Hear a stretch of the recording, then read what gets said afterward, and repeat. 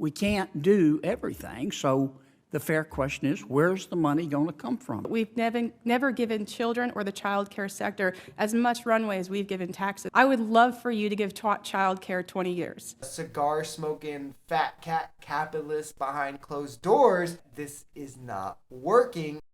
Here's Republican Senator John Kennedy at a hearing on expanding child care assistance after COVID, where he's asking a panel of experts how they expect the government to fund such policies. Now, it's important to note, under the Biden administration, directly after COVID, the child tax care credit was expanded where you could receive monthly payments. The amounts were different based off your situations, but this did great things for families, low income especially, and did so to cut child poverty almost in half. I believe it was somewhere in the 40%.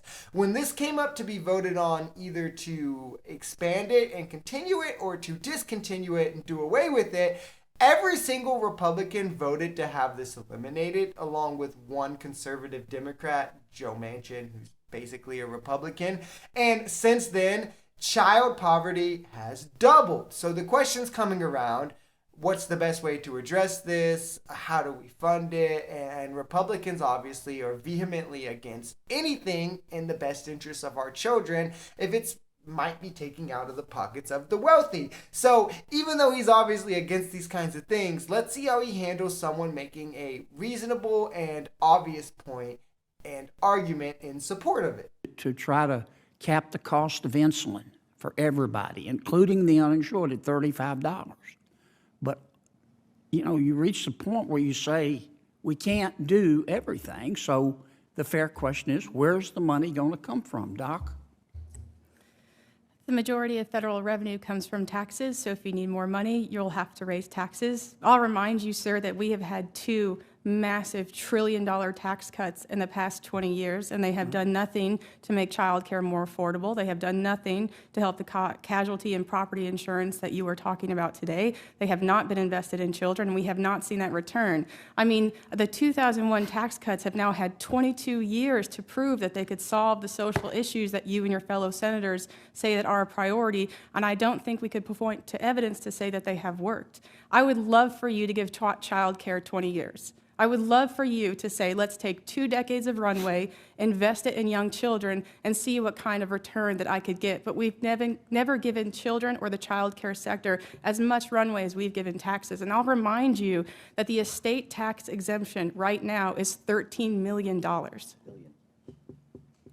Well, let me say thank you for the honest answer. It's funny how quickly he backs off when he's presented with a rational argument. This was a great way to put it. The framing was spot on. These tax cuts for the wealthiest people in the country, we've given decades to work. The trickle down that is supposed to come eventually and help us all, but it's really just led to this level of poverty and wage inequality and wage insecurity that we're seeing today, that really leads the everyday American to say that this is not working, and where do we go from here? They did this with Bush. They did it again with Trump times 10, this cutting taxes for the wealthy. And what we need is a counteraction in the tax code, where if we rolled back some of these massive tax cuts that benefit the cigar smoking fat cat capitalists behind closed doors, we could actually afford to give things like a universal child care, or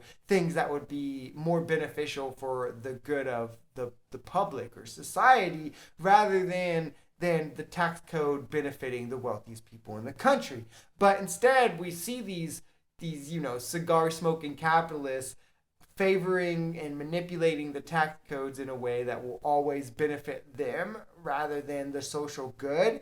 And they can get endless ways to do so. There's so many loopholes, breaks, and it seems like the more Republicans we get in office, the more of these we get passed, and the more things for the public good get done away with. Like, it's time that we need our tax code to get focused and reformed to be more robust in a way that favors the public good and the people who need it the most, from each according to their ability, to each according to their need is the way that our tax code should work. If you enjoyed this video, we're Social Society. We're a commentary channel influenced by politics, the economy, and society. We're pretty left-leaning on this channel, but we are open to our right-wingers as well. The biggest thing here is having conversations that get everyone to the bottom of the truth.